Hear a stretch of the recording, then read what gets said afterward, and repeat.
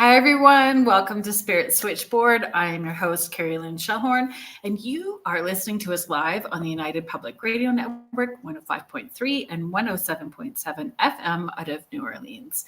How's everybody doing? It's been a week, eh? And I think we're in Mercury retrograde, which I try not to buy into the negative aspects of that. I just try to be like shields up, rubber bubble with slime. I don't have time for things to go sideways, but apparently we're in it. And it's been I don't find it as confrontational, the energy as confrontational as it was last week, but it's certainly heavy. Hi, Heidi. Thanks for being here. Hi, Julie. If you want to watch us, you can watch us or find us on Roku. We're part of Amazon now too. If you say, "Hey, Alexa, United Public Radio Network, UFO Paranormal," you will find us on Amazon. So all the podcast streaming platforms, you'll find all of the archives. You'll find us on Roku, Facebook, YouTube, all over the place, right? And the network is growing so much. There's a show, Father Sean Whittington and his co-host Annette. I'm really sorry, Annette, that I don't remember your last name, but you'll find them before us, and all kinds of new shows. So there's something for everybody, right? Hi, James. Thanks for being here. I agreed, Heidi. Yeah, it felt like slogging through mud all week.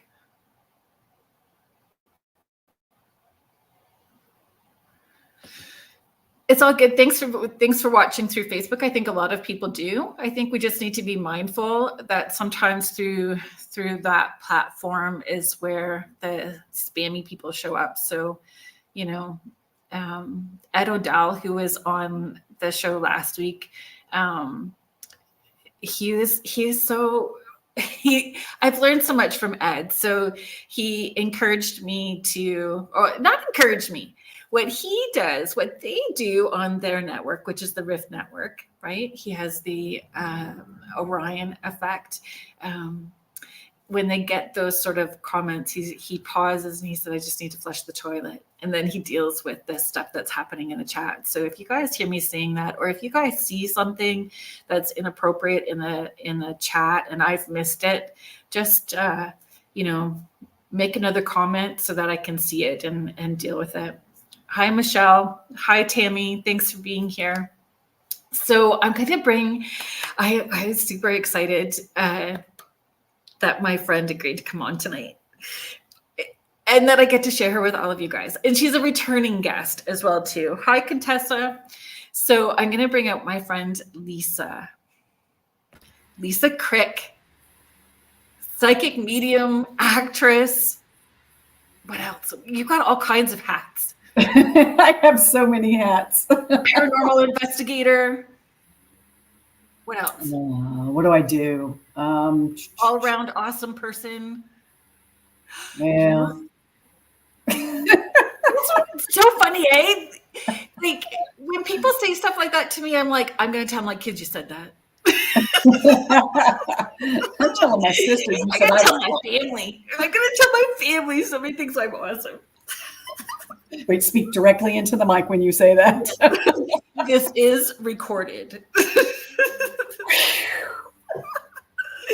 Right?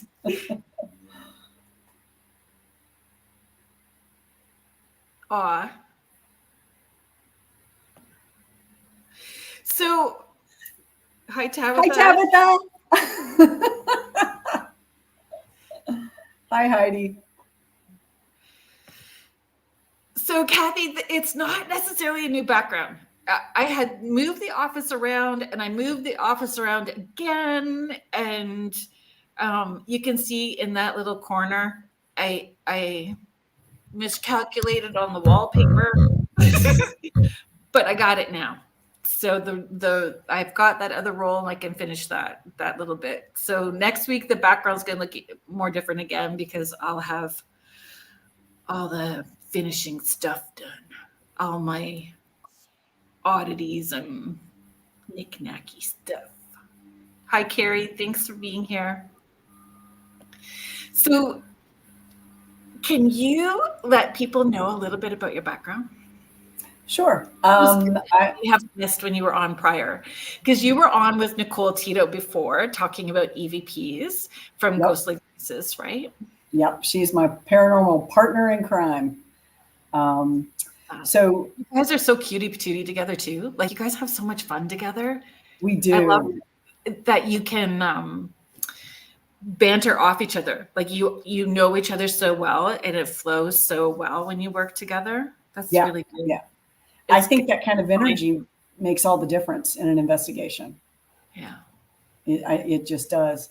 If you're with people who you're tense with or you don't really know, it's going to be a long night, when that happens. But we have to learn to get along with people that we don't necessarily agree with. Why can't we all just get along? Not everybody wants to play nice in the sandbox. Oh, I stay out of the sandbox because the cat poops in it. Can I say that? Well, if you're in Ontario, apparently they do it with Wasaga Beach too. The swimmers, it's a thing, apparently. Ooh, okay. I know. Even our premier had to come on and talk about it. What kind of people? God. Come on. Yikes. Yikes. Folks. Yeah. It's bad. So I've been experiencing paranormal my whole life. Since I was little at my grandparents' house. Probably I was 3 when I started seeing and hearing and having dreams about stuff, but I didn't think anything of it. All of us grandkids experience stuff where they put us in the back room to sleep, except for my sister. She's the very logical one. That she's got gifts too, but no, I don't. No, I don't. No, I don't. My sister's the same. Yeah. So I've always had something going on. But I didn't really get into the paranormal until I moved to Chicago. So it was around, I moved to Chicago in 2001. Like I actually interviewed on the day that the Twin Towers fell. I drove to Chicago from Indianapolis. My mom's like, don't go up there. And I go, if they were going to hit anything near us, it would be Lily's, because Eli Lilly is a big drug manufacturer, like worldwide drug manufacturer in Indianapolis. I'm like, I think they're done doing whatever they're going to do. So yeah, I moved up in September of 2001. So a couple of years later, I joined a group up there, and that's how I met Nicole, and we've been together ever since. And I've just been studying the paranormal, and since then with different groups and I have a set group that I work with, and that's home base. But I love working with all types of people because you learn so much just from watching other people do their thing that you weren't, I never thought about doing it that way. Let's try that. That's how I got into the Estes method, was with Richard Stepp and his group. I learned it from them and then just took off with it. Can you explain what that is for people that may not know what the Estes method is? Sure. It's a form of spirit communication where you use the vanilla brand of Estes is you have one person who's an operator and one person who is, oh my God, I have to give this lecture next week. And my mind is well, you don't have to give us a full lecture, but just like a small run. Okay, vanilla, you got 2 people. One person is under noise reducing headphones, and they're plugged into a spirit box. I use an SB7. And so they can't hear the other person asking questions. And you also are supposed to wear something over your eyes so you can't see what they're saying either, and just in case you can read lips. I don't do that. I just close my eyes because I don't like that over my face. But as long as I keep my eyes closed, I'm okay. And I always tell people that if they don't close their eyes when they're doing it with me, I'm going to poke their eyes out so that they won't be able to. Thankfully, I've never had to do that. And you start with, I don't play in the sandbox. Because I will poke your eyes out. I will poke your eyes right out of your head. Love and light. I'll poke your eyes out. Oh, that phrase "love and light" should be "I'll poke your eyes out." Really, That's a T-shirt waiting to happen. it is waiting to happen. Heidi, you know what? A lot of people are intrigued about the Estes method, and I kind of give people that heads up. If you are a little bit sensitive, it can get pretty trippy quickly. Yeah, absolutely. It gets trippy. Yeah, I think it's just another way to, even whether you think you're psychic or not, it's another way to open you up for sure, because it is sensory deprivation. It's sensory deprivation, and when you deprive the rest of your senses, and all you're working on is your hearing, then stuff is going to break loose. Yeah, but depending on how you receive, because it's almost like night vision for me, with the blindfold on. The room looks like a night vision, like I've got night vision goggles on. Okay. So I'm seeing lighted figures and then spirits and stuff moving around. So it shifts. And I think I heard you. Do you rock? Yes. Yeah. When I start going under, I start doing this. Me too. And I found myself doing that. Anytime I'm communicating, I start to rock. And I from the folks I'm in a group called Spirit Squad, and it's a bunch of budding psychics that all come together under the tutelage of Sam Baltrusis. And he's teaching us baby steps, the things to do, the things not to do. And right. We'll ask him weird questions like, I'm not kidding you. Was it a couple of weeks ago? I woke up in the middle of the night, like I was wide awake, and it was like this energy that shot through me. I thought I got like somebody hit me with a wire, and I was like, what the H was that? I'd never been like that before. And since then, my palms are tingly. They've been tingly since then. And I Misty Connor, I don't know if you know Misty Connor from the Three Appalachian Witches. She told me that I was going to do a lot of stuff with my hands, and that my hands are my, and I'm pretty good at psychometry. So that may be what that is. But anyway, I woke up with that jolt, and I'm like, and so I went over to that group, and because it's a safe space for us, we can ask anything. I was like, okay, this is going to sound weird, you guys. And I said, has anybody ever had this happen to you? And they're like, most of them were like, oh yeah, I've had something like that. I don't know what it was. And one of the more experienced people in there said, yeah, that's just you connecting.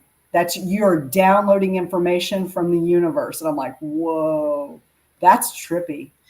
I love this. I do too. What I've learned though is it would have been okay if nobody else had the same experience as you. Yeah. It's nice that somebody did, because then you don't feel so isolated or alone in that experience, but we're all having these different experiences. I know I have had some weird, especially at the beginning, weird experiences. When I reached out, everybody looked at me like I had 8 heads. I'm going to start my own group. Who understand me? So yeah, it comes back to that sandbox again, right? It does. Yeah, but you do need to have a safe place to where you feel safe to be vulnerable, to explore your intuition, to talk about it, whether people have had the same experience or not, right? Because it will always be unique to you. But when you start getting those downloads where it becomes like a 24/7 flow with spirit, not necessarily, okay, Friday at 6.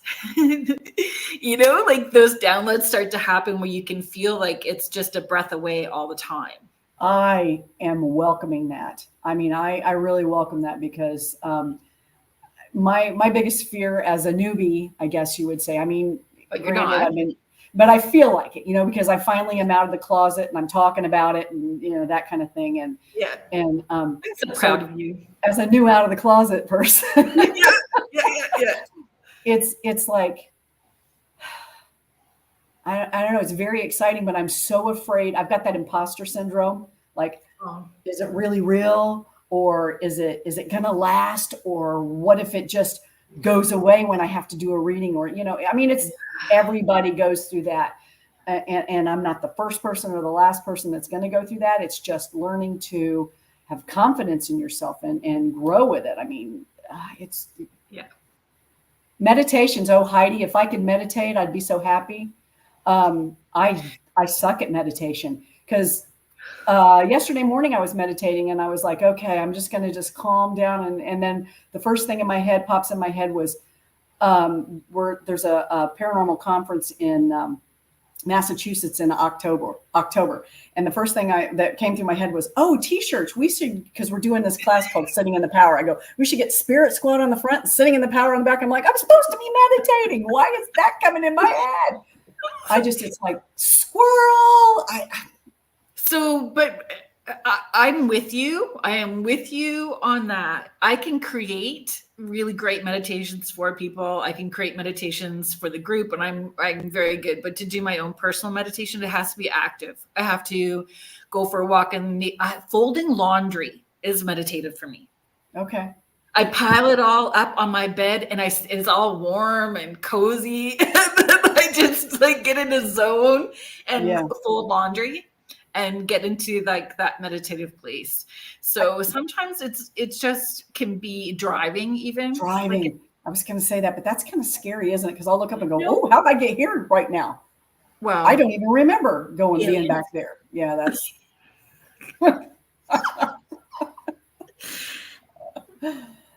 Yes. Yeah. And a whole other topic, right? But yeah. So any cops that are listening in Southern Georgia, don't pull me over because I don't know where I've been. But meditation, I mean, it can be still active meditation when you're driving, and it could be music. My friend, Robin in Tupelo, Mississippi, she does she calls it her driving meditation. And so she sits in the car and she thanks all of her angels and Mother, Father, God for watching her and travel safely. And then she asks whatever question it is that she has. And she says, and let that answer come through in the first song that plays on the radio. And thank you very much. And on the radio, and then she just drives and let the message come. That's really cool. I like that. Yeah, me too. And again, we're just learning. We learn new things from everybody. I feel we should learn something new every day. Okay. We're learning something new every day. I learned I don't like sandboxes. Cat poop or the beach at Wasaga Beach in Ontario. I really like poking people's eyes out. So yeah, we're batting 1,000. I think I've learned today's and tomorrow's lesson. Okay, let's catch up with a few people. Hello, Grandmaster UV. Thank you for being here. Tabitha is sharing some of the best guru in the world cannot clear their head completely. Wherever you are in the moment is okay. Agreed. Oh, is it Sobel, Carrie? Who is from Ontario, so she knows the story. Yep, don't dig in the sand at Wasaga. That's the big scoop in Ontario right now. Oh, James, you know what? I'll fold your laundry. It is so meditative. I will fold, and I'll even iron because I find it meditative. I thought that for years. Heidi is sharing. I thought that for years too. I have the attention span of a toddler, but I really can. And yes, water the flowers, clean the house, shorter ones for sitting. Agreed. Everything that we do can be meditative, even washing the floors. Okay. Well, I guess maybe I can get my housework done because I have a tough time with wanting to clean my house anyway. So I'm like, well, maybe I can meditate while I do that, and then I won't remember doing it, and it'll be great. It's one stone. I have to be very structured. It kind of got mucked up a little bit, like 2020 through 2022. Yeah, and then after that, it got a little better. But like Mondays was like vacuum and mop the floor. Tuesdays was dust. Like I had to have it like that in order for me to be okay, because I go squirrely. 18 tabs open. Oh my goodness. Deb Morse, thank you for being here. Deb is my dearest friend who lives in California, who is also a medium and all things fabulous. She said, is there a zen to folding fitted sheets? There is. I promise there is. Oh And my once you get it, God. you're like, oh, look how easy is that? Are you one of those people? We can't be friends. It's too late. This is how I fold fitted sheets and throw it away. There's an art to it. Oh. And just think of yourself like a sheet ninja. No. Oh, Mom. It comes together. Oh, my mom's 9 hours away, so that's not going to work for me. Gardening. Carrie's just sharing gardening and weeding is for me. Agreed. Hi, Terry. Thank you for being here. Oh, Lorraine. There we go. Hi, Lorraine. So we'll have to do a demonstration. You know who else is really good with folding sheets is Jennifer Lynn in the porch group on Facebook that I've got. Okay. I thought you were talking about my sister there for a minute, and she is not good at folding sheets either. No. When did you start scrying? We're going to go sideways again. Okay. So the dark mirror scrying, oh gosh, I started doing that probably 2000, somewhere around maybe 7-ish or so, a long time ago. And Rosemary Ellen Guiley taught me how to dark mirror scry. And the first place I ever did it was actually at a haunted location in a psychomantium. They had a room built, which was really cool. And let's talk about psychomantiums. Let's talk about psychomantiums. Okay, a psychomantium is just basically a room that's built, and everybody does them differently. But that one that I went into had mirrors. Actually, that one only had one mirror. It was a dark room, but it was enclosed. And it had one mirror, and there was a chair so that you couldn't look right directly into the mirror, but you were low enough so that you could see the mirror, but couldn't see yourself. And there was a candle in there, and it was just a quiet space. So I don't know that it was a true psychomantium, but that's what they were calling it. There was a psychomantium at the Monroe House that Eddie built for me, and then everybody complained and wimped out, so he took it out of there. What's the Monroe House? For those of us who are not say that again.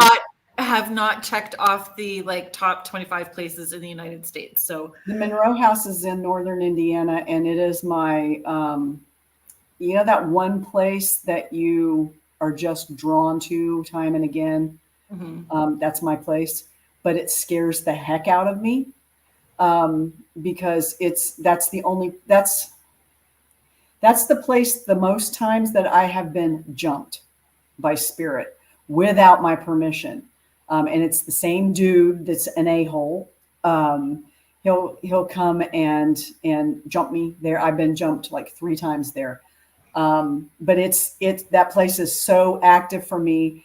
I get information before I start getting there. I'll walk in before anybody gets there, and I'll set my stuff down, and I'll start hearing footsteps overhead. I'll start hearing somebody moving around in the kitchen. It's just always been very, very active for me.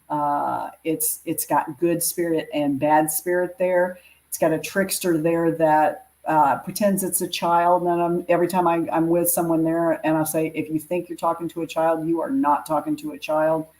But yeah, that's the first place I did the psychomantium, and I was with Nicole and our personal group, because I used to lead tours in there and do overnights with people that I didn't even know in there, which was, but I did it.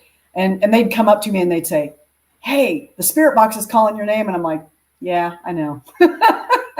Every time, I know. Love that though. Yeah. So, but I was in there with Nicole and the rest of our group, and they had this thing built. And so basically what it was he had covered an entire wall with mirror, and then he sort of put like 2 walls coming this way, and it was covered. Those were covered with mirror. And then the opening was behind you that you walked in, and he put a tarp over it so that you were completely enclosed and you couldn't see or really hear anything going on outside of the room.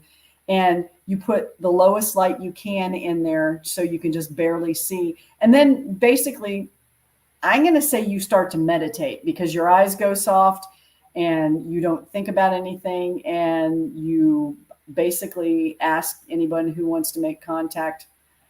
At the time, that's what I did. Anybody who wants to make contact, because I didn't know any better.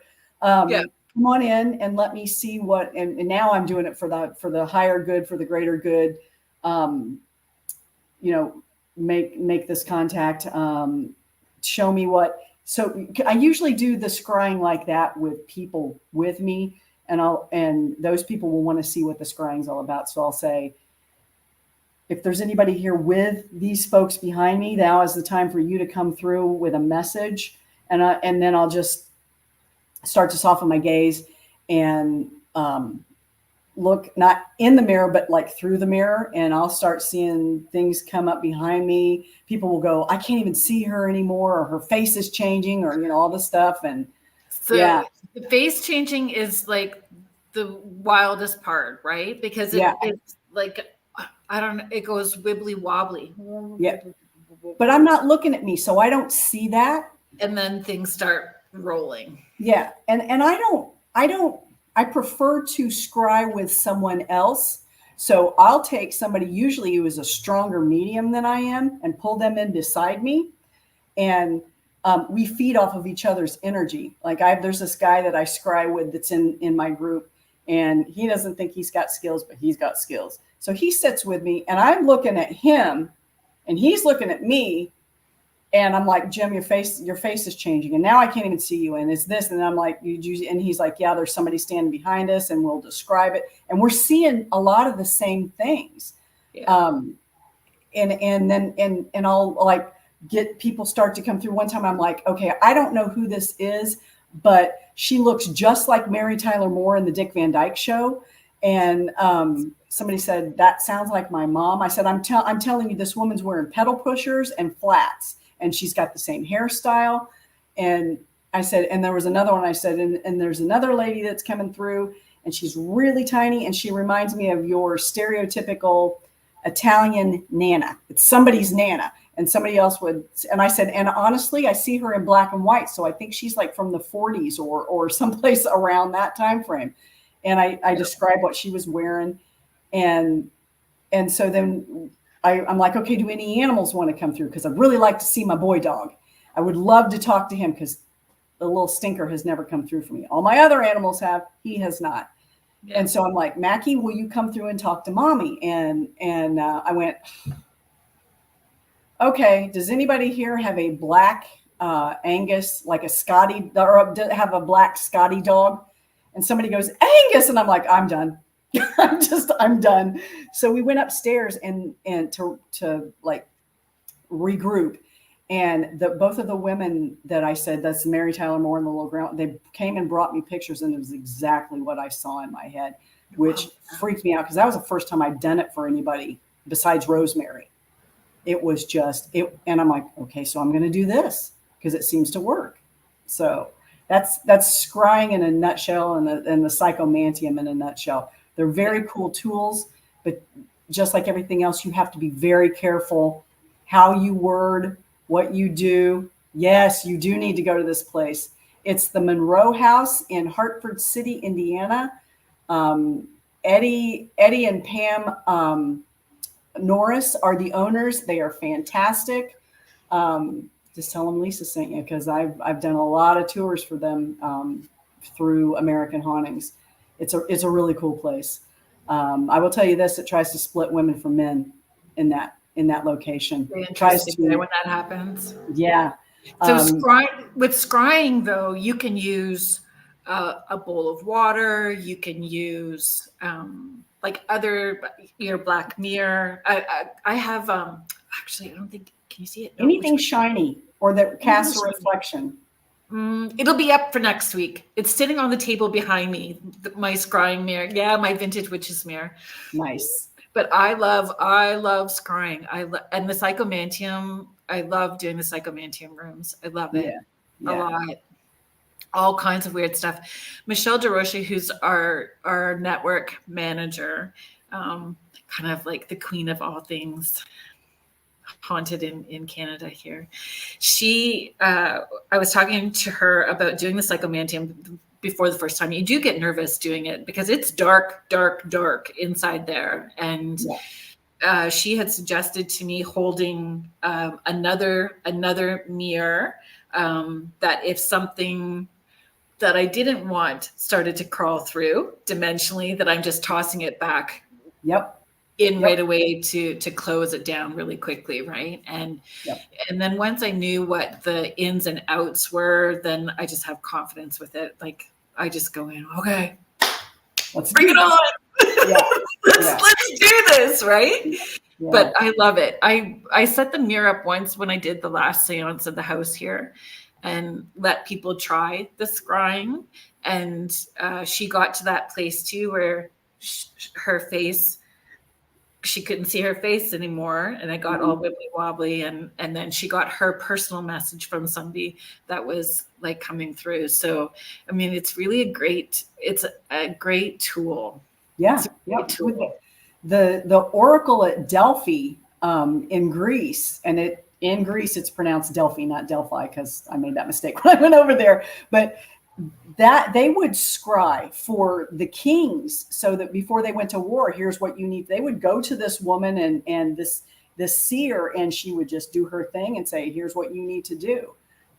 That's cool as heck. I love that. Agreed. So. Hi, Ed. I don't know if your ears were burning, but I was talking about you a few minutes ago. Hello, Banter with Richie B. So Richie is coming on next week with Wojo to talk about Bigfoot Banter with Richie B. He'll be on next week. Glad that you're feeling better, and I will reach out so we can chat. Heidi sharing pitch black darkness. Yikes! I'm the one to flip the light on. Me too. Because Bloody Mary's like Candyman, and he doesn't need to come through my mirror. No. But if collectively, if people feed their energy into that stuff, they're creating it, right? So I'm not about creating him. No. No, not at all. Oh, Miss Rhonda is here. Hello, Rhonda.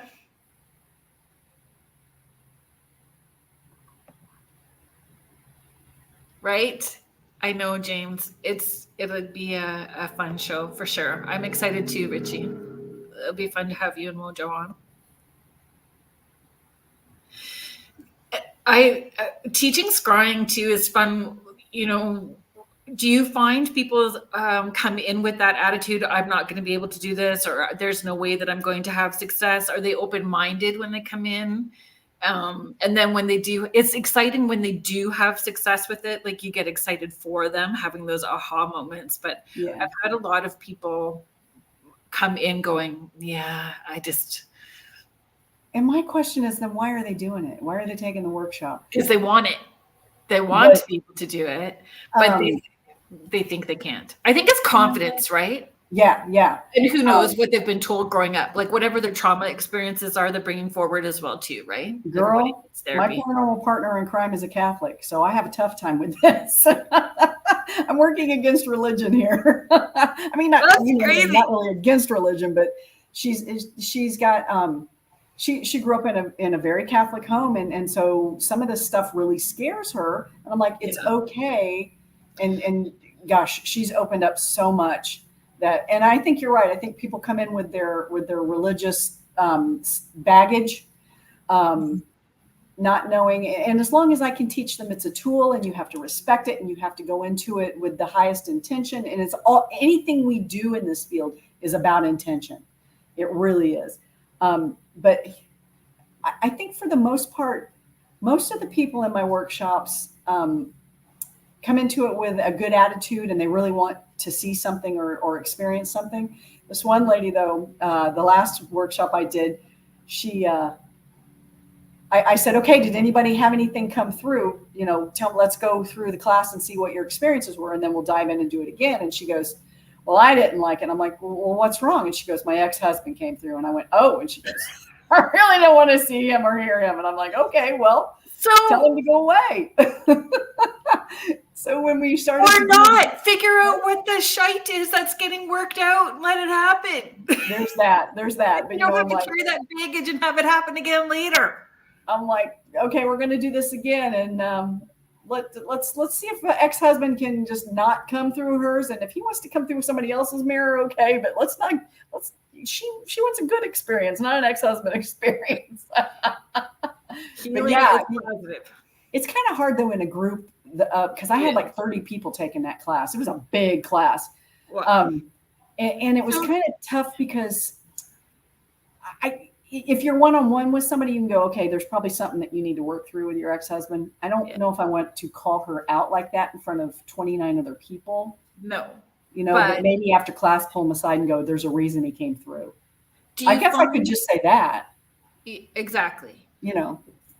Do you find because people are collectively in this space, it raises that vibrational level where they could be more successful in the space than they are when they first go home? Like that the effort they have to make more of an effort at home when they're outside of the class? Yeah, I really do think that collective energy does a lot. When we're in Spirit Squad, and because we do stuff over Zoom, when we're having our meetings over Zoom, we're all seeing stuff going on behind each other and the computer glitches. And I mean, and you can just feel the energy in there. It's pretty amazing when you get a collective like that. I love that. That's why I like pulling somebody else in front of the mirror with me. It's that elevated energy. Mm-hmm. It's so much fun. Yeah. Lorraine had a question. If you would like to, she's just asking, if you think scary, do you invite it in? If you are scared of something, is that the response you're going to get? In my experience, and again, none of this is fact. Nobody knows. It's all just opinion. But in my opinion, yes. Spirit to me feeds off of energy. Doesn't matter what kind of energy. If you're scared to death, then they're going to feed off that. And usually it's the lower vibrational. I'm not going to say demons, but if you were a butt in life, you're going to be a butt in death. And those kind of people are going to come through if they get your fear, and they're just going to push that button. They're just going to keep pushing that button. But if you come into it with excitement and with love and curiosity and everything for have a sense of play, a sense of just peace. Come in with peace if you can in a haunted location. Sometimes it's scary to do that because you're in an insane asylum or a hospital or a prison, and they just don't promote that kind of energy. But I would say the more calm you can be, and the higher the energy you're going to bring back, and it's just gonna keep building, and even fear will keep building. So yeah, I really think if you come into it with fear, you're going to pull some less than happy things your way. You really are. And being mindful who you're with. Like if you are not confident or you're not sure that you know how to handle should something go sideways with what you're doing, having that person with you. Yeah, that makes a lot of difference. It really does. The one time I was jumped at the Monroe house in the basement. I don't know why I did it, but I did it. We were standing there, and I had another psychic medium across the room, about 6 feet away from me, and there was another guy standing beside me, and I was right beside the crawl space where there is a body still buried. That's a story for a different time, but it's still there. So I was standing there, and and somebody said, "I think there's somebody down here with us," and I put my hand out, and I said, "You can touch me if you want to." And as soon as I said that, the guy standing beside me went, "Nope." And he went over around to the other side of the room with them. And as soon as he turned around, my head dropped and I felt something hit me right in the back of the neck, which is usually where it enters me. And this sounds so goofy, but it's true. My head dropped and I feel something, and I can hear things going on in the room, but I can't respond. And I hear them say, he goes, I can't even see her anymore. I don't even see her. And she's 6 feet across the room. She's just gone. And so I stood there and whimpered for a few minutes. And the psychic, my friend Tina Marie, comes over to me and she cut the cord, because I didn't know how to do that at that point either. She cut the cord and she grabs a hold of me and she goes, Lisa. And she just like makes physical contact and she goes, let's get you upstairs and get you something to drink. And you need caffeine and you need some chocolate to get you going again. But you need to sit down and get away from this. So she pulls me out of there. And as we sat down to talk about it, I said, I heard him say he couldn't see me anymore. And she goes, what I saw was somebody come up behind you like this and reach over you and then reach their legs around you and just envelop you. And then you were gone. Globbed on. I'm like, whoa. So yeah, I mean, that place it's got good spirits, but it's got stuff like that there too. And you have to really, really protect yourself there because it'll mess with you. And it's a catch-22. If you're going to that place, you're going wanting to have a personal experience. That's why you go, to have a personal experience. Absolutely. So whether it's the seance here or doing investigations, like setting that intention, introducing yourself, and then setting your boundaries. You are not allowed to touch me. You're not allowed to use my energy, or you are. And I encourage people when they come to the house for seances to do the same thing. But when you're going to those places, if you shields up or have that protection too much, you could shut down any potential experience that you're going to have. So again, it's knowing how to clear or being with people that can pull you out of an experience and knows how to deal with it, right? Yep. My team has since learned how to pull me out because I go under anesthesia too. I've been taken over during anesthesia. And there was one, I think Nicole may have played it on this show when we were talking about the essence. She goes, you'll hear Lisa whimper a little bit. And then you hear the guys go, is she okay? Is she going to be okay? Yeah. And then Nicole comes out and she goes, what's wrong with Lisa? And they're like, well, she's been doing this for a while. And she's like, pull her out. Yes, because we had that chat, them just letting you hang there like that for a while. Yeah. Heidi's sharing, I know that I'm mindful of not giving any of my energy, thinking, talking to anything I'm feeling uncomfortable about. Absolutely know within I'm light and loved and protected. I exactly, Richie. I try to acknowledge when people are talking and people are saying hi, but when we're chatting, it's hard to read all the comments at the same time.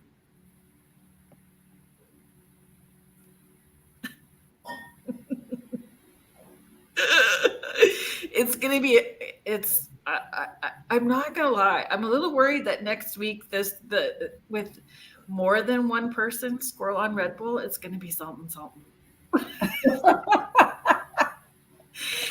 Oh, but I'm looking forward to it.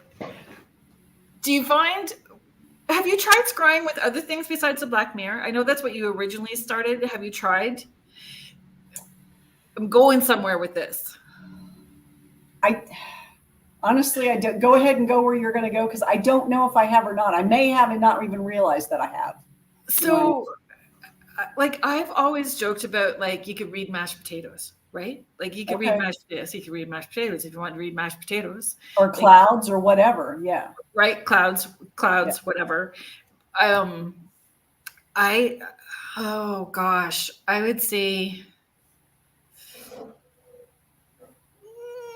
12 years ago, maybe 12 years ago. I would say 12. Maybe. Okay. Let's say 13 because it's a good number. Okay. I've always, encourage people to sign up and do those like psychic expo fairs in ways that feel comfortable for you when you're at the beginning of your journey and wanting to do readings for people. Yep. Because you have to learn how to hook in fast to the other side. You're Yep. like speed dating with the dead folks. It's like vroom, vroom, vroom, it's fast, and you don't have time to get into ego and worry about it. You just got to shoot those messages out and give them, because there's so many people that go to those things, right? So it's a great place to build confidence and that connection.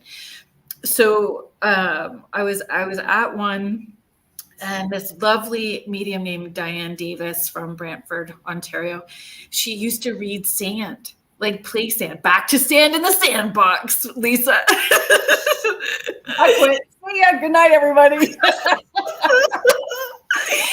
So I actually have a plate with sand, because like when I teach the divination tools class, like at my house, I'm like, let's everybody, we're going to read the sand, but sand is really like crystals, right? It's just little crystals. And so you know, run your fingers through the sand, and then you make your hand print in the sand, and you pull it away, and then you let that person read it. You just turn it and see the signs and symbols. But I mean, in the end, all the information is coming from out here. It's coming from spirit. It doesn't matter what the tool is, right? Just some of us are feel more comfortable, or we can lean into other ones a little more easily. But the sand is really a whole lot of fun. Right. That is interesting. Yeah. I had somebody teach me the crystal ball. That was interesting too, but I don't know if I want to get into something like that. I mean, you know, I've got a while. I do whatever. pulled when we're supposed to try something new, or, you know, It just keeps coming across to us, you know, and then, you know, like you're getting a sign or a tap to try into that. Yeah. Yeah. Oh, hang on, Richie. I want to rephrase into a question. Are there different techniques in the paranormal world where intent is more evident than other techniques, or does intent cover them equally? Asking for a friend. Well, let your friend know. Hello, Joe. In my opinion, is intent is everything.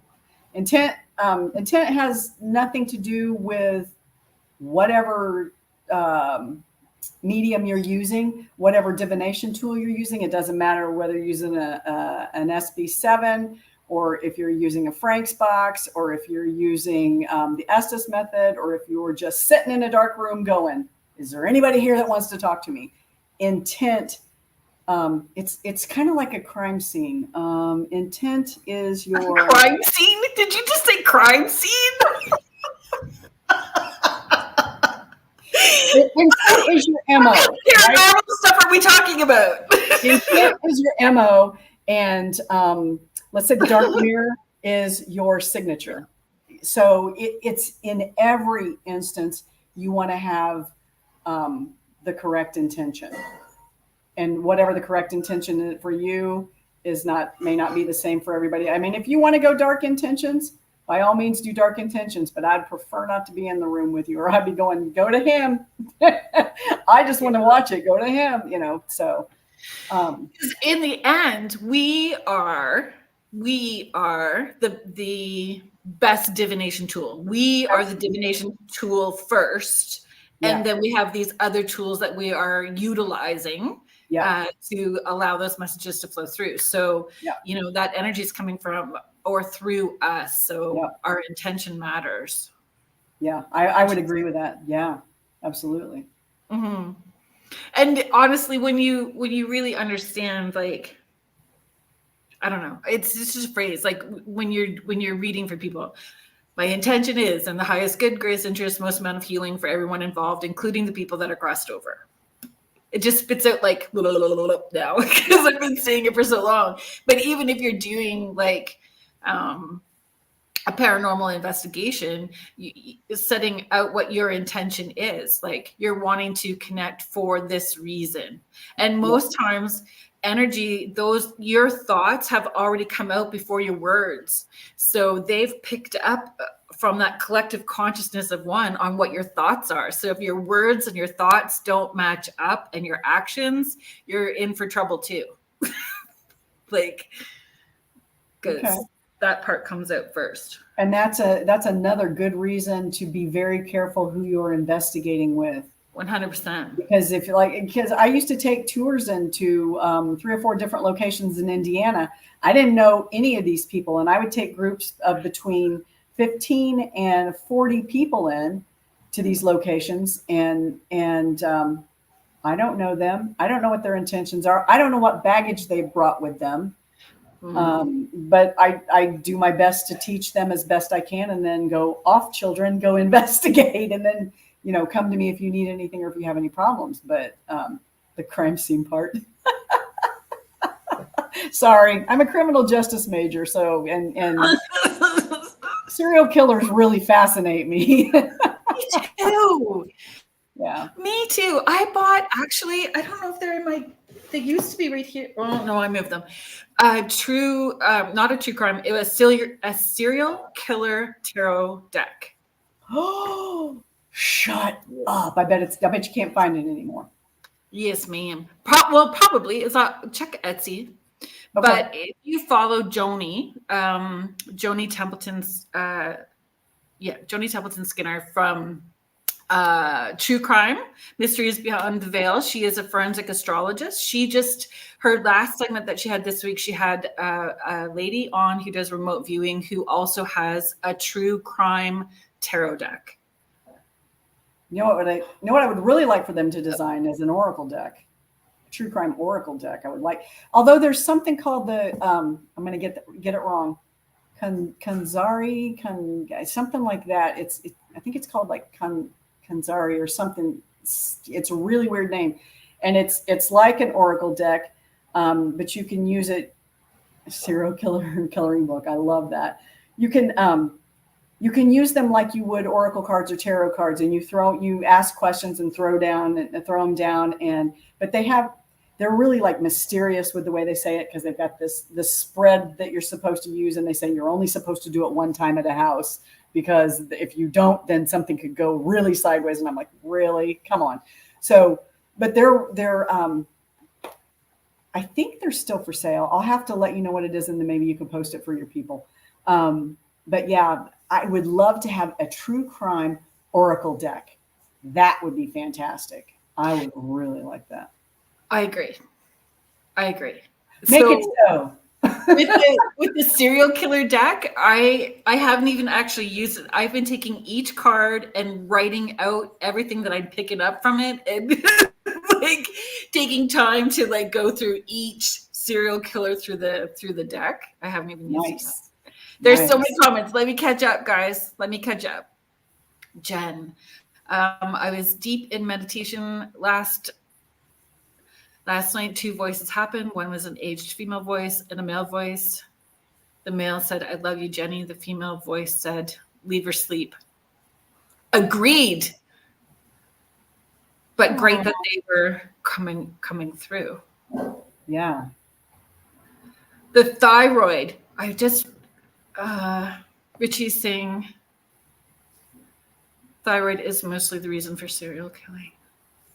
Oh, I had not heard that. Jen, I have a serial killer coloring book as well too. Somebody gave it to me for Christmas, colored by numbers. Let me guess, 3 is red. Is the most. 333. Yeah, they're only half evil. Yeah. Then it goes 666. I don't. It's in the energy that you put into it, right? It's the energy. It's still the energy that you put into it. Yep. Because I know when the kids saw the serial killer deck, like, how do you read that for somebody? Here, let me read your cards for you. I would be like, read them. Exactly. I don't know. I kind of I mix up the decks too, right? I don't keep them all separate. I'll mix them. Do you guys have the Oddities Expo come through Canada? I think so. Okay. That would be a great place to like go and do readings and take your serial killer deck. I guarantee you would probably make money hand over fist there, just because, well, seriously, because everybody's into that kind of thing there because it's oddities.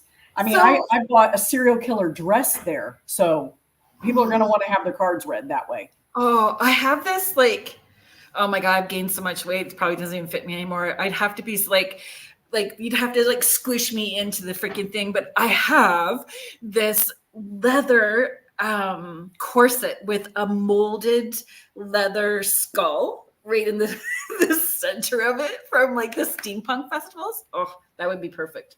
Yeah. Read cards. I love everything about oddities for sure. Yeah. Reading like 87 people at once, depending on the killer, of course. Yes. I don't know. But even with the oracle cards, like I know that you've started offering that for people and reading oracle cards. The first time that I was living in Sault Ste. Marie, Ontario, which I know that you have no concept of that geography, but it's 9 hours north from where I currently live. Okay. And so I had driven down to do readings.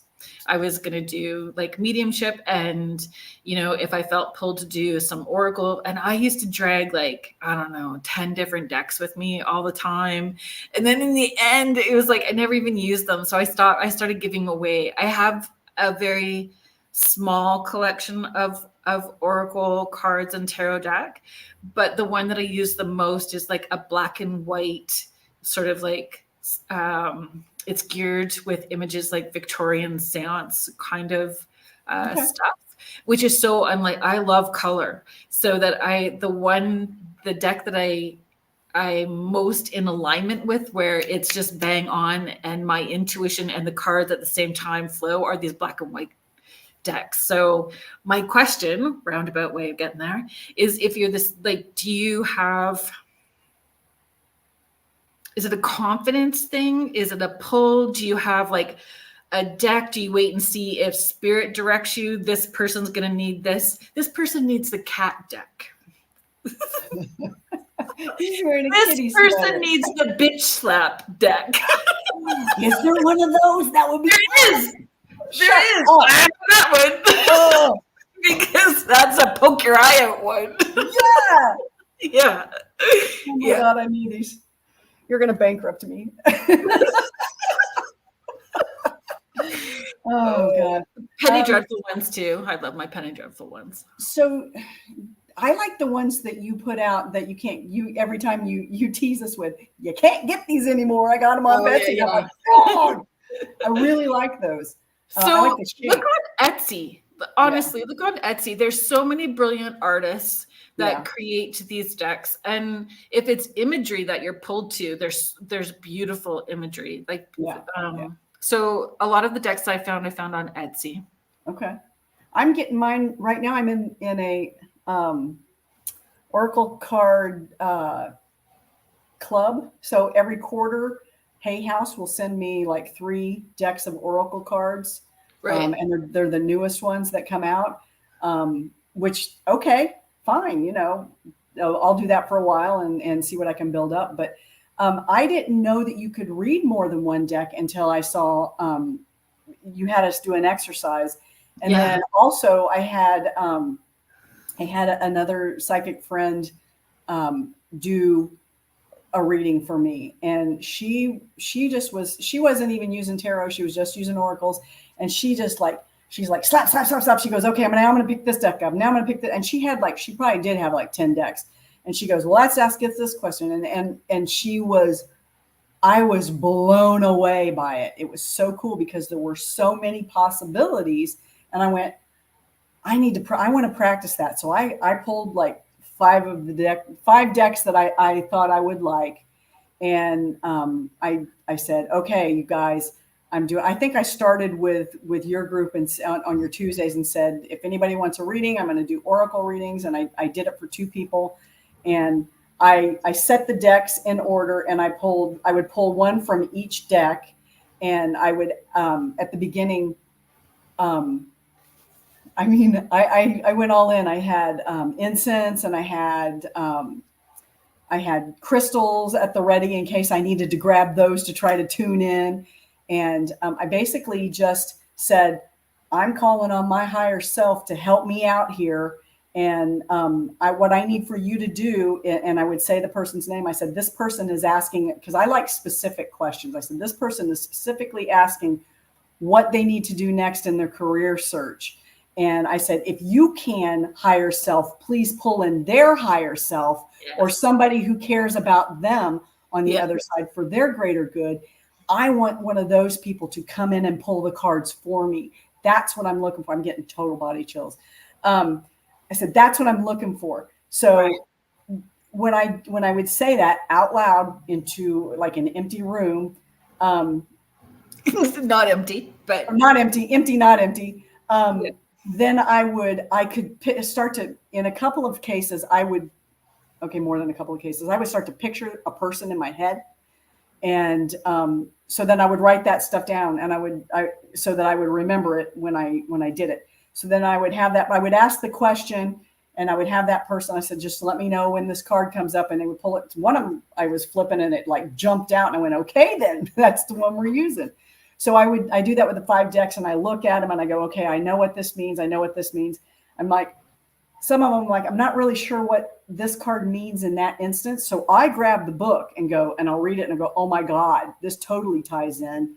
And so then I will record it, and I'm like, okay, here was your question. Here's what happened when I tried to tap in. This person came through. I don't know if you know who this is or what this means to you. I got this lady that came through that looked like Flo from Mel's Diner. And I'm like, I don't know who she is, but she is snapping her gum, and she looks just like Flo from Mel's Diner, if you know who that is. And she's like, I know exactly who that is. So I said, she's a hoot. And she is telling you, girl, you already know the answer to this. You didn't need her to begin with. That's what she's saying to me. So I'm like, this is what I'm getting. This is who is pulling it. And I'll show them the card. And I'm like, here's the card we pulled. This is what it means. And I'm like, and I'll be honest with them, like, I wasn't sure what that meant. So I went to the book and listened to what the book says. And I'll read the little part and I'm like, so if you put all these together, this is telling you what your steps need to be or where you need to go. And most of the time, I swear to God, most of the time it says you need to have patience. It will happen in the universe's time, not your time that you think it. I mean, almost every one of them. But it was so cool. I felt very confident when I did it, and I felt it wasn't me. It was not me. It was spirit acting through me. All I was doing was holding the cards. They were doing it all. Yeah. That's being of service. Yeah, and I tried to make it go not longer than 10 minutes because I was videotaping and then sending it to them over like Facebook Messenger. And for some reason, it doesn't want to go over 10 minutes. It goes because the file gets too big. So I need to find a way to do that. I probably have to renew my Dropbox and drop it in that way and send it. But gosh, it was so much fun. And that's why I started the page Oracle Readings by Lisa, because I'm really excited by that. I'm really excited to read for people. I'm excited for you. I just need to do the station ID. Do it. Tell me to shut up and do your thing. We're going to do the station ID because it's the top of the hour and I don't want to get in trouble. So we need to do that. And then there's a few comments I'd like to address. So if you are just joining us now, thank you so much for being here. You are listening to Spirit Switchboard. And I'm your host, Carrie Lynn Shellhorn. You are listening to us live on the United Public Radio Network, 105.3 and 107.7 FM out of New Orleans. UFO Paranormal Radio and the United Public Radio Network. My brain is going this way and my mouth goes, wah, wah, wah. We need to line them up. Hello, Anita. Thank you for being here. Lorraine is sharing. I love imagery. What draws me to a deck, for sure. Like, especially if you want to touch. Heidi has shared. She just recently bought astrology dice, planet, house, and zodiac sign. That sounds kind of fun too. So she uses the dice to relate to the cards. I had a question up here. There we go. Someone asked about Mish. This is when I put up combining oracle cards with runes. I would say absolutely. I would say absolutely. Whatever gets the message for you, use it. I mean, because we're all different and we all use different. I mean, I could throw oracle cards differently than you would throw oracle cards, and neither one is wrong.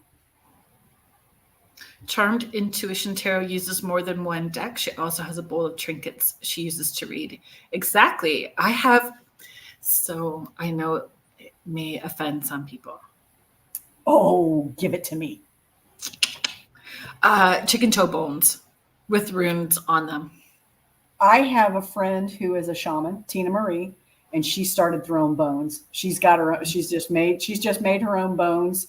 And she's decorated them, and she's got she's really into this. So yeah, a lot of people throw bones. So thank you, Carol, because Carol Bailey will be listening later. So she's the one that dehydrated them and got them all ready for me. So she's the one. Sorry. It's all good. We love Kim. We all love Kim Sage. Oh my God, she's amazing. I met her at a little convention this spring at the place called Trivet. Oh, she's amazing. She is really amazing. So that's great, Kim. So Kim is just sharing. She's making. I'm making my throwing bones kit now. That's fabulous, Kim. Yeah. And it just adds another layer depending on what the animal is as well too, right? In what those messages are that are going to come through. Contessa's sharing, I've done oracle cards with runes and spirit dice, and it flows really well. Kim, I apologize.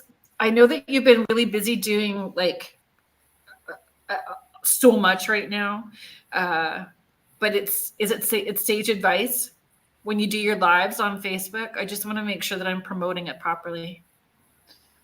I know that it hasn't necessarily been consistent because you did some really fun stuff with your dowsing rods the other day in the middle of the day, which was fabulous. Oh, that was so fun with the hug where she hugged. I love that. Yeah. Oh, I'm like, they don't even work for me. I'm using it. I know. I love the dowsing rods. I mean, I use the dowsing rods to find my glasses all the time because, I'm over 50. So it's like, where did I leave my glasses? Sage advice, they're not my fabulous. tool. Yeah, dowsing rods are not my tool. They're my sister picks it up and they're like, wah, wah, wah. But for me, that's me with the dowsing rods for sure. And a bobber. Have you used a bobber? The bobber works really well for me too. Yeah. Thanks. Okay. Kim is saying yes, creating it now, so it's not like learning someone else's deck. Oh, you're gonna bring it. So she's gonna do her lives. You know what? I was doing Tuesday talks. I was doing it pretty regular, and now it's sort of a hit and miss when I feel emotionally grounded and ready for it, because the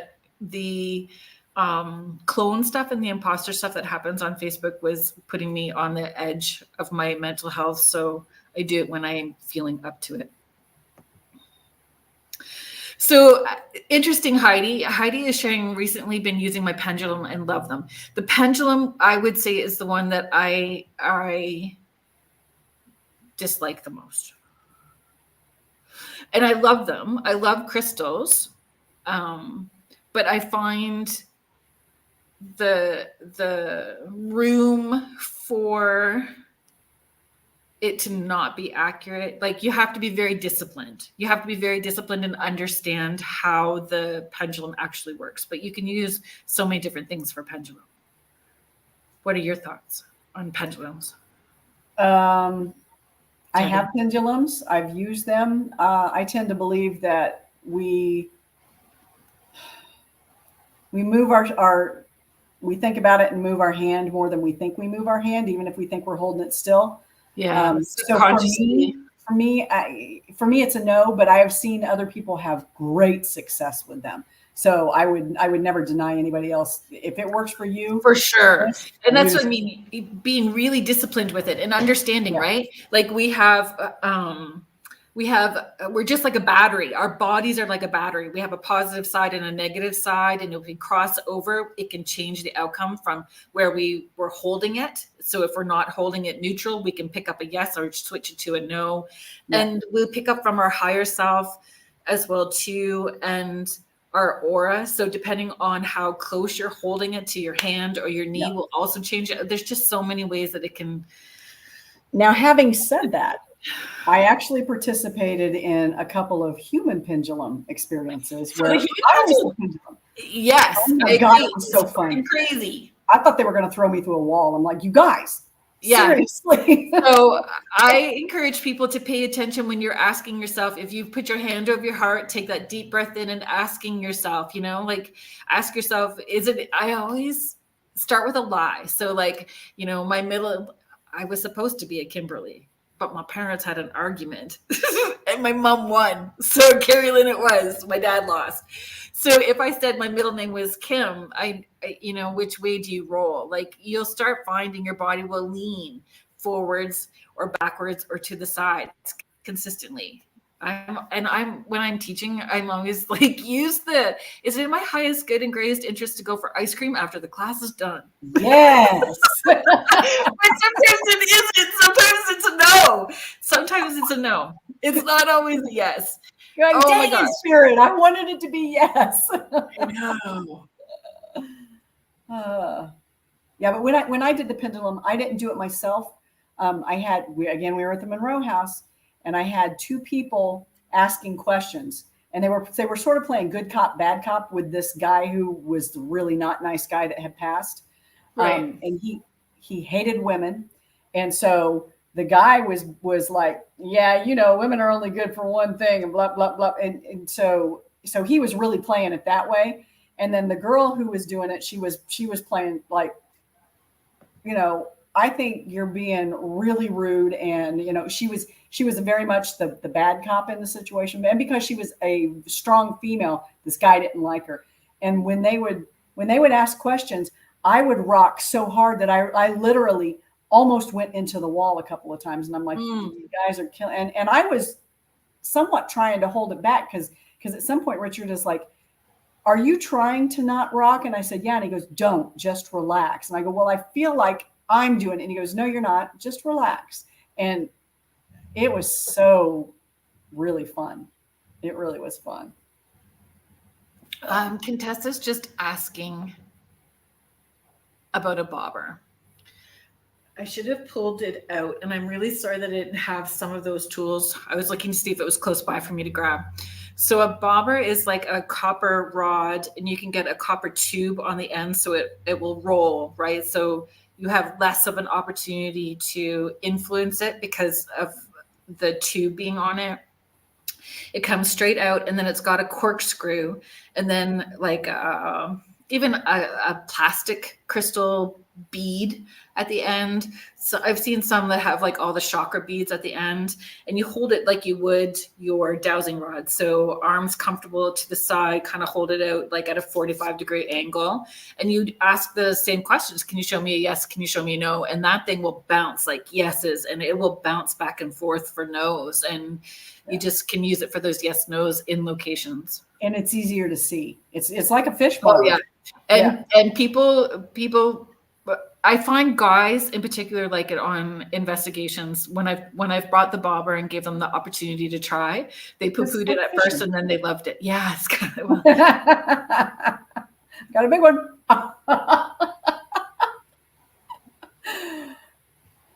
Jen is just showing I've done the human pendulum. Feels really strange. We should try that, Jen, when we go to the Ireland house in September or October. I forget when I'm going. I think it's September. Heidi, you can make actually, I have a bobber that I made from a tree branch that I got out of the backyard, and it just has a little bit of an arch. And then I got a howlite skull. So the howlite crystal as a skull, and I put it's a bead, like if you were making jewelry, and I put that on the end of the stick that I had pulled from outside, and I used that as a bobber, and it worked as good as the one that I paid money for. You don't have to spend a lot of money. The same as your dowsing rods, like you can create your own dowsing rods as well too.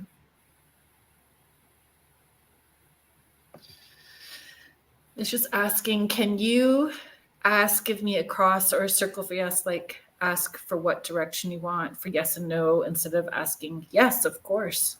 You run the show. They don't run the show. Exactly. You are in charge. So you do what feels comfortable to you. If that's what you want to do, then do it. Mm-hmm. And that's it, right? The more relaxed you are, the more comfortable you are. You're breathing, so you have that full breath and you're grounded, and it will flow better. If you're holding your breath and you're not comfortable, nothing works well.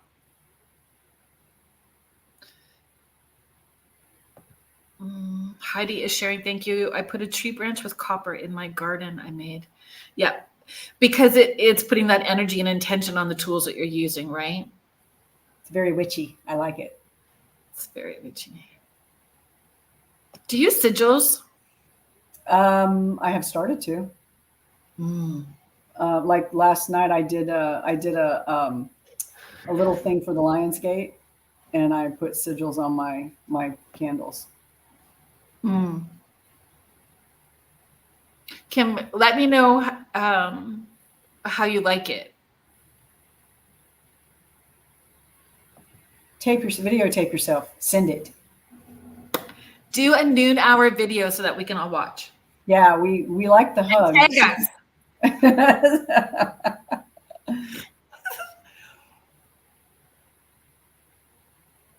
Sigils.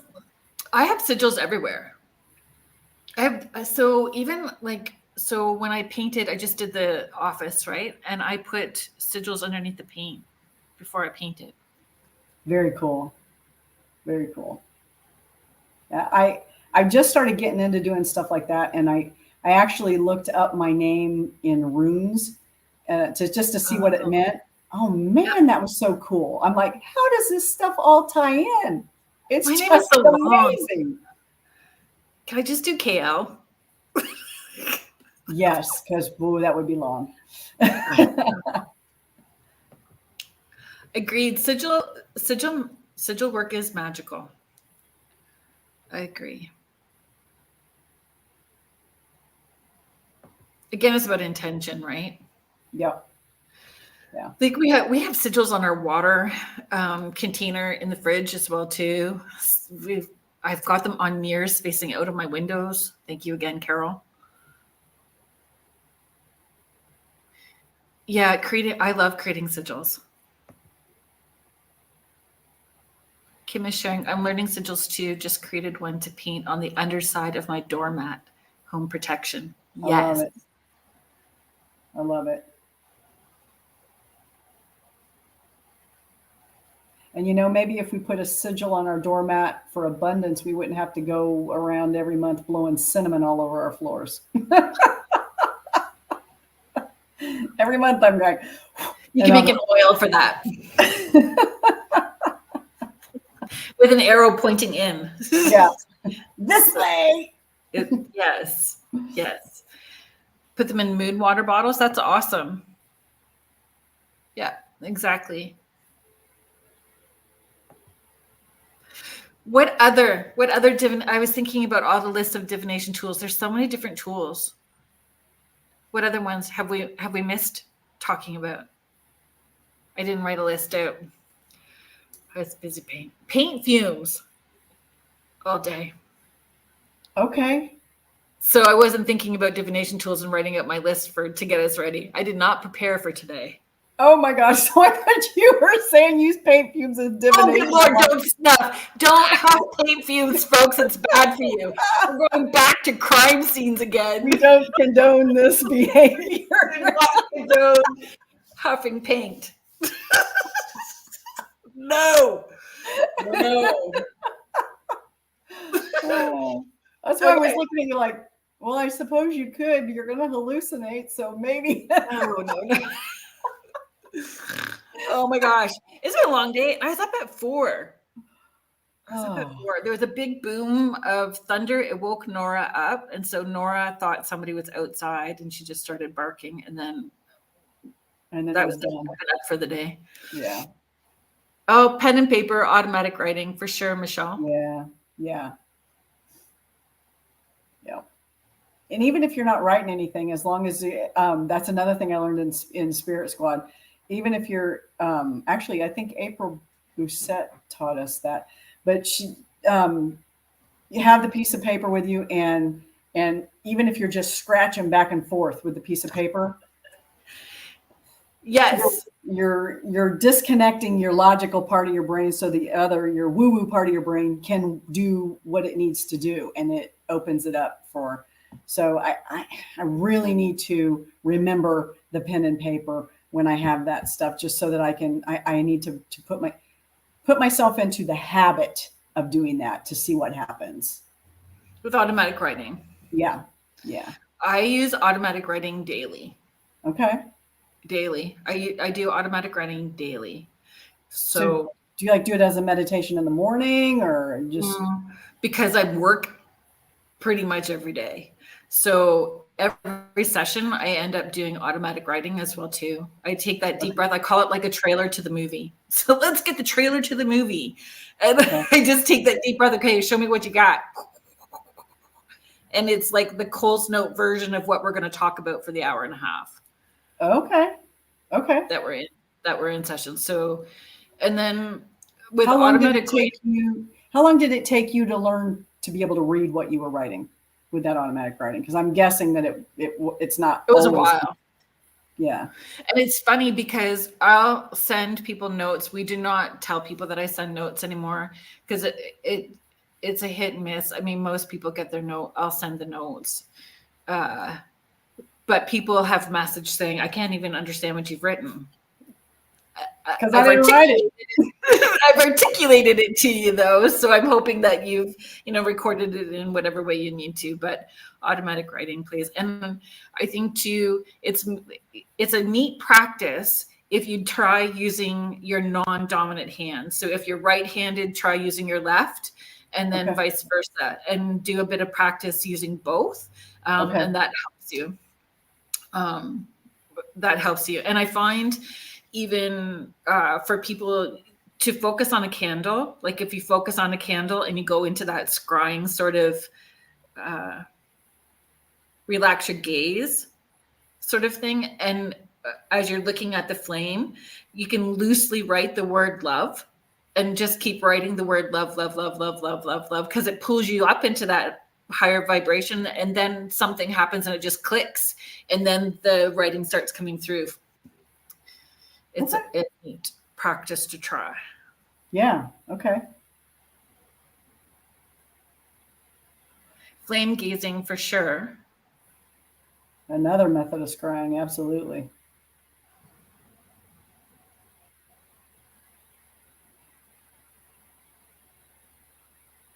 Oh, Jen, really? That's cool.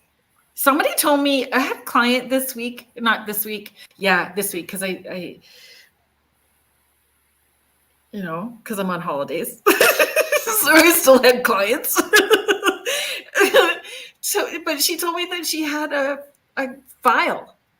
She's got a carry-in file. So all the notes, all these things, I was like, it's humbling. Is she the Canadian version of the CIA? I don't know. I have a file on you. Oh no.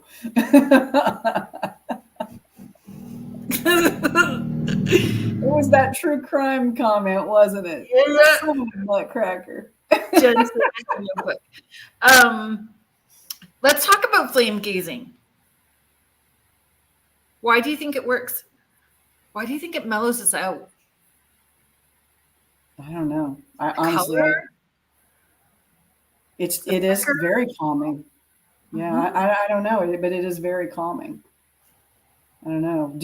How many of you guys out there actually use the flame gazing, and why do you use it? Because it's not something. It's something I do when I'm doing rituals, like I did for the Lion's Gate, because they tell you to stare at the flame and then think about the things that you want to write down that either you need to lose in your life or you want in your life. And after you gaze at the flame, you write all your stuff down with your intentions. But I just do it because it's usually part of the rituals, not because I'm getting anything else from it that I'm aware of. You know, it's not like a medium for me like the mirror is. Hmm. Zoning out, hypnotic seems to be the theme. I've used um, uh, fire gazer, amazing.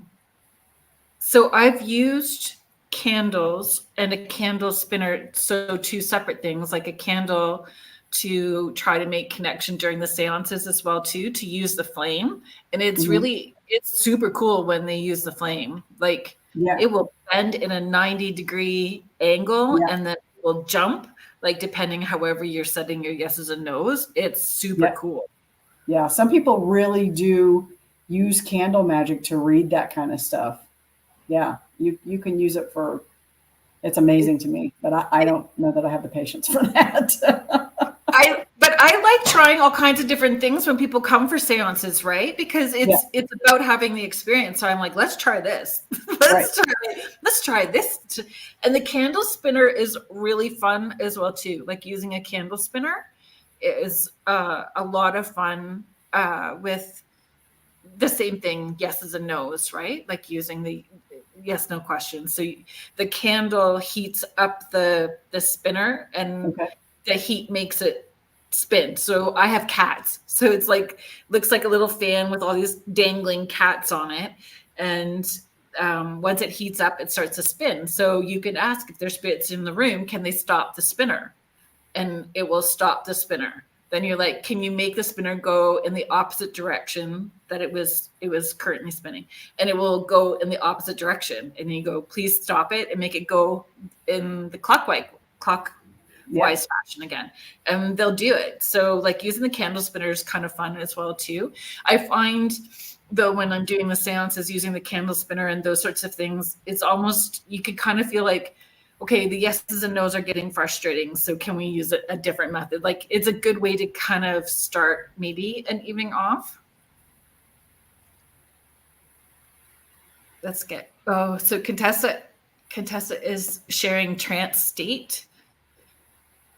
Oh, that's interesting too. So my Heidi's saying flame and smoke, direction and movement. So then just I always pronounce it wrong because again, my brain and my tongue don't seem to like connect at the same time.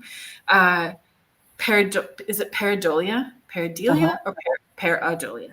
Isn't there more likely a chance for that to happen when you're looking at the smoke and flame as well too? Like we're consciously or subconsciously looking for specific symbols or imagery. Like our brain is wired to look for faces. And I'm not poo-pooing it. I'm legit asking a question to have the conversation. I would think you could say that for anything though, I honestly. agree. Yeah. In the So, mashed potatoes. right. Yeah.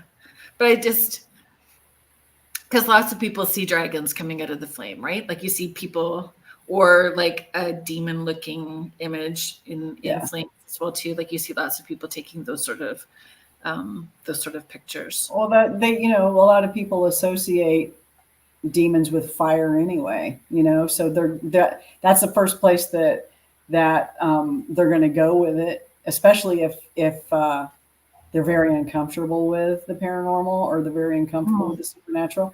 That's the place they're going to go to anyway. They're going to go to that place of fear, rather than seeing fairies or something in there. I don't know why I picked fairies because they can be mean too. A-holes, some of them. Yeah. Heidi, I hope that you understand that I'm just asking the question just to have the conversation, right? Yeah, I've always thought that and try to debunk anything. Same. I'll try to debunk everything first, and then if I can't, then smoke on a candle only when doing ritual. Miss Rhonda, I love using the candle spinners. I do too. I love using the candle spinners, and what I learned recently is you can use wind chimes too. Having wind chimes, like table wind chimes, like. Have you tried that, Rhonda? Has anybody else in the chat tried wind chimes? I don't know how you use it though. Like I need to investigate more, but if you know, then you can educate me. I'm open to learning.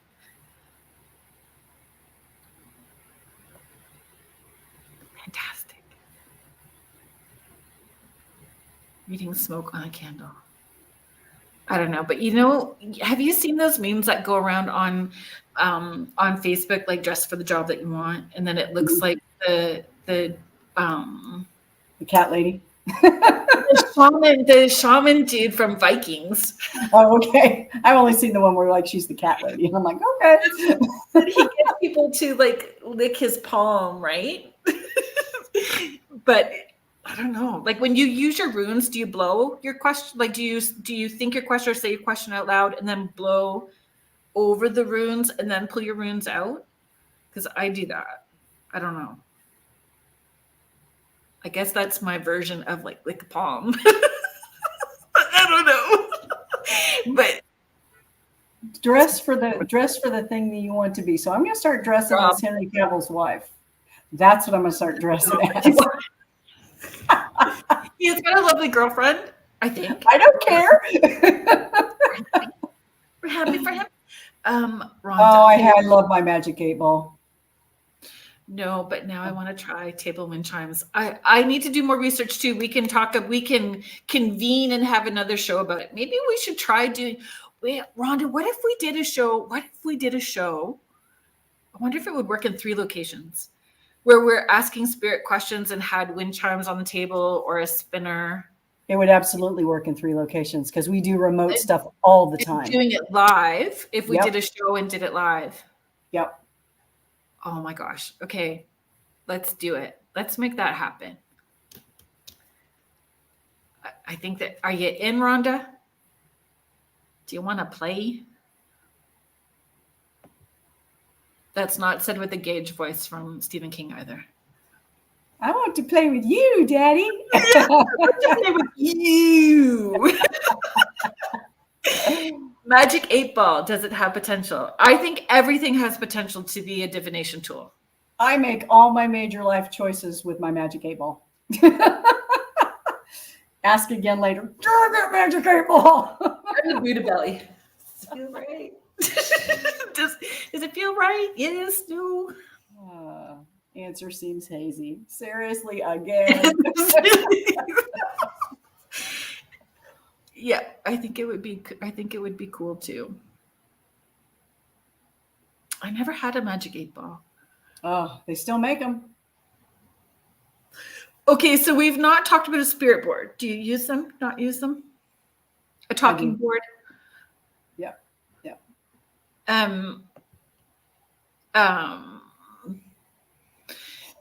Do you do the same opening and closing with a spirit board that you would do with any divination tool or any spiritual practice? Nothing different?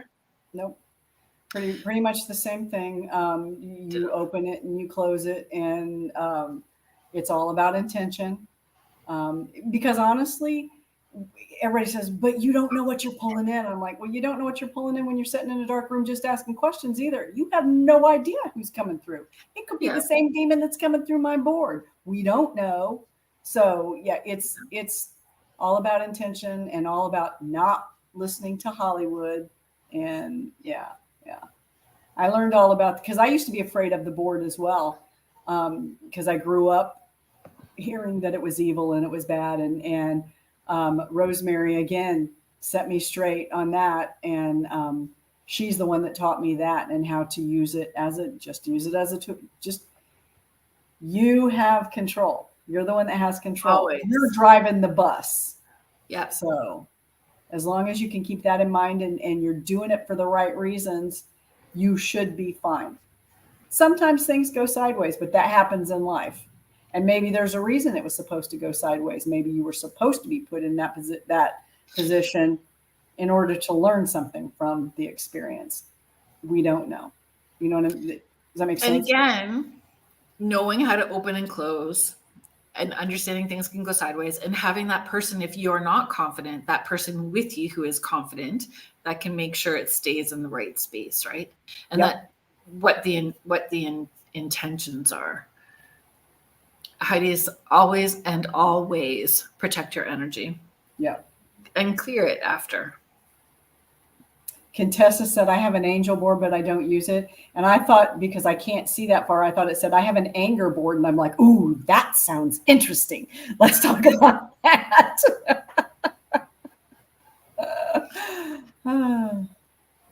Or angels. Or angels. Yeah. You know what? Yes, you could walk into any store, 7-Eleven, and encounter something. And again, it's about energy and intention. And I've talked about this on the show before. And I always use Walmart as an example. Walmart is an intense place to shop. It's heavy to shop. It's frenetic and chaotic energy. But what people don't realize is they focus on lack and they feed off of fear. So they're doing the rollback, which sounds like it's a great thing for people, but it's also fear-based shopping. So most people, when you're going, you're thinking about your budget. You want to get in and out. Is stuff going to be on sale? Am I going to have enough money? That frustration. And then you get little sensitive kiddos or empathic adults that are going into those places and feeling that energy coming off of all of those people in waves. And the staff who's dealing with the frustrating people and then the staff is tired and frustrated and thinking about all the others. So it's like Gav, he's 19 now, so it's a totally different ballgame because he's like a young adult on his own. But when the kids were small, we'd be in the parking lot and he'd go, because I taught them all young, shields up, rubber bubble with slime. What color is your bubble, mama? My bubble looks like this. Thank you very much for the things that we need to be on sale and nobody in the aisle checking out as we, so we go in and out with ease and as quick as possible. And thank you very much. Intention, people. Use your intention. We'd get in and out so fast. I used to say it was government stupid gas that they were blowing at people between the doors because everybody goes crazy when they go on the inside. You get that gush of air. Maybe. Yeah. How does it affect everybody? Shopping inside Walmart. Hate it. But it's a necessary evil. I try to avoid it. Oh, bubble up for sure. Heidi is saying, every once in a while, I'll make eye contact and say, I'll have to clear that up for sure later. Because, again, that we are in charge, right? No energy is attaching. Nothing can glob on, and I don't want you to take away. And I don't know. Sometimes I'm so focused this way that I don't pay attention to any of the stuff that feels super scary or heavy either. It's got to be right in my face for me to pay attention to it. And the really interesting thing that I'm learning now is that we really should be grounding, protecting, shielding for everything we do, everyday life. And I always thought it was just, we're going to a spooky place. Now we have to do that. But it is every day, all the time. Sometimes it's exhausting. I'm like, yeah. Your spiritual hygiene is as important as your physical hygiene. Well, I got to work on both. I brushed my teeth before I started today.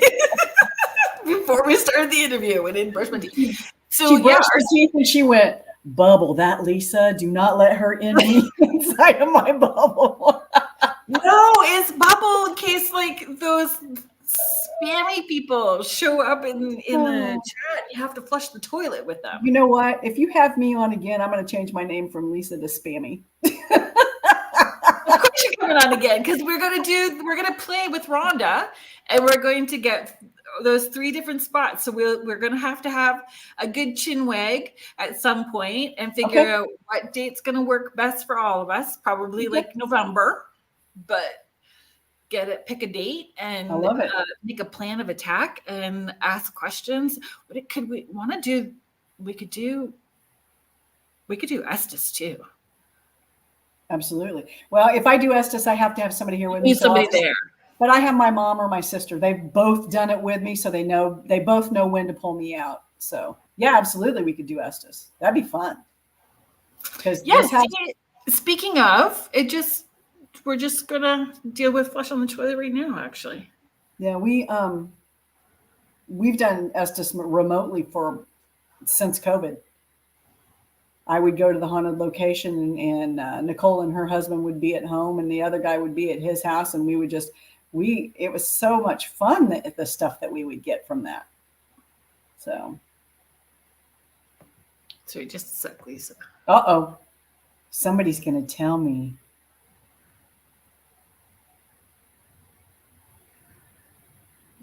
Are you feeling a flush? I just flushed the toilet. Yes, I did. Folks, if anyone starts calling you their beloved, just don't. If they ask for a picture of your left palm, just don't. Where was that? Did you get rid of it? Yeah. Okay, because I'm like, I know am I seeing things? Look at you, magic. Flush, exactly, Rhonda. I talked about it earlier. I don't know if you heard me. I talked about Ed at the beginning, and I said that Ed is the one that taught me. Romulus. You are the weakest link. Goodbye. And that matters too, right? Energetically, weakest link in the room affects everything else for sure. Yeah. Okay, folks, what other divination tools are there? Are there ones that I haven't thought of? Are there ones that you use? Other ones that you use? Or is those mostly like you use the black scrying mirror and the oracle cards? Are your two top two that you go to? Normally I use me. I don't like to carry a lot of equipment around because I'm lazy. I mean, I have it all, but I just never use it. So what questions would you encourage people? What questions would help them get the best out of an oracle reading?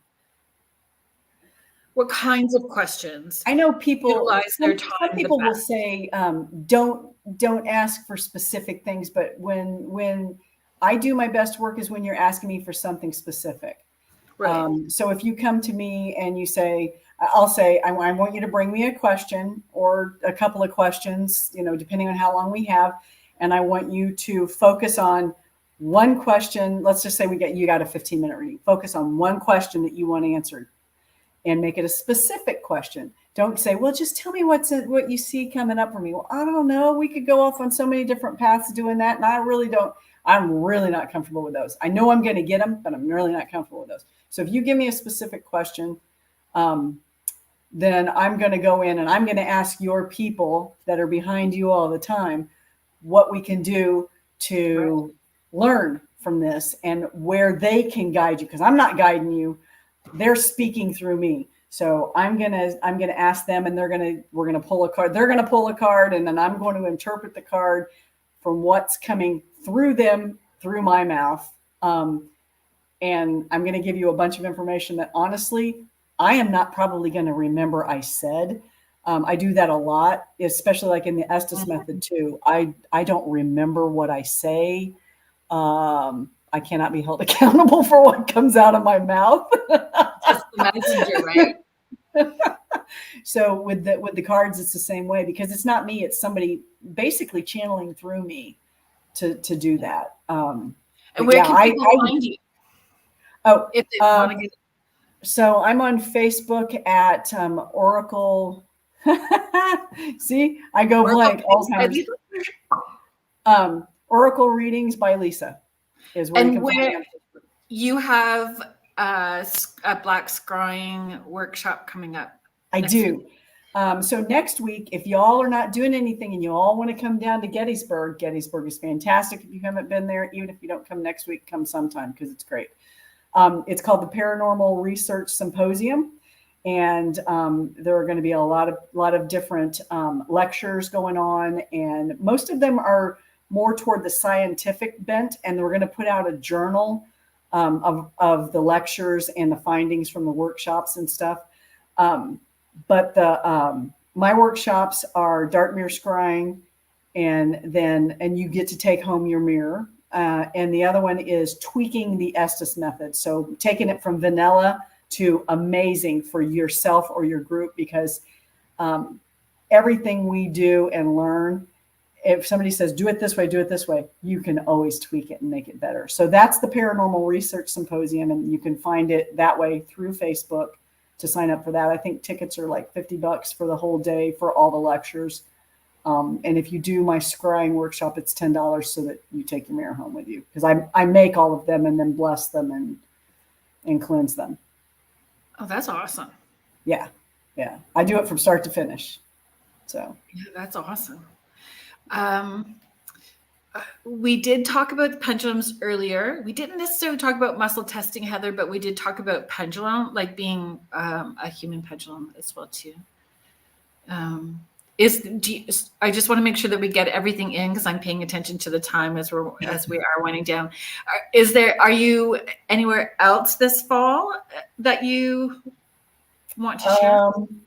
I'm not doing anything like in front of people, but I am in October going to Mass Paracon, which is another little Paracon in Massachusetts. But I'm not sure where it is. I know it's not in Salem, and I know it's not in Boston. It's somewhere more, it's closer to like Providence, Rhode Island. We're going to be a couple of us. Kim's going with us. We're going to hit a few locations while I'm out there. And I do really well for some reason at remote viewing of properties. So like I'm a real estate agent, and I can look at a house and tell you whether it's haunted or not, or look at rooms and tell you what's going on in the rooms. I don't know why or how, but so we do a lot of stuff in the Spirit Squad with that. And one of the houses that we went to, we get to go visit. And I'm like, I don't know what's going on in that closet, but there's a girl in there and she's been raped in that closet, and she's not the only one. And I'm like, I get dark stuff like that.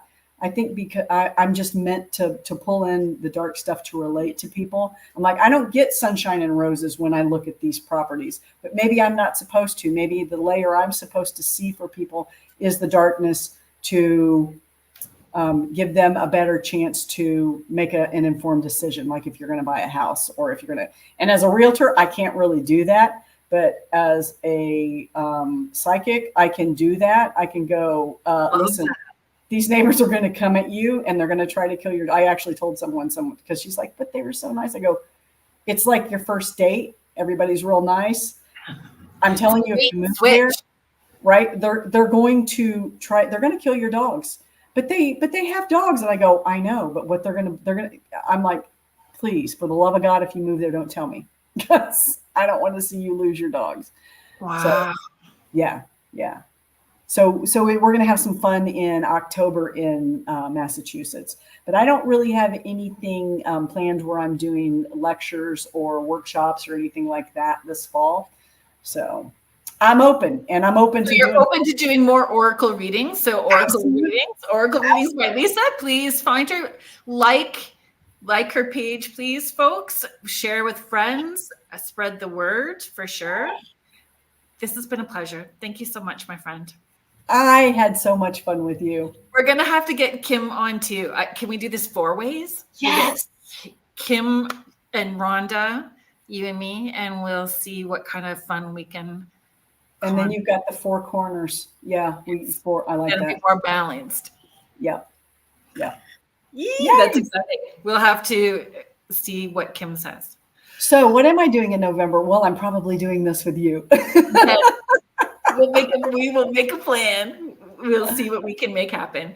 So, guys, if you haven't already, please go to my website, which is carrieLynnShellhorn.com. You can sign up for the newsletter. Sometimes I send it out the first of the month. Sometimes it runs a little later, just because my schedule and my time and energy. But I try to make it go out on the first.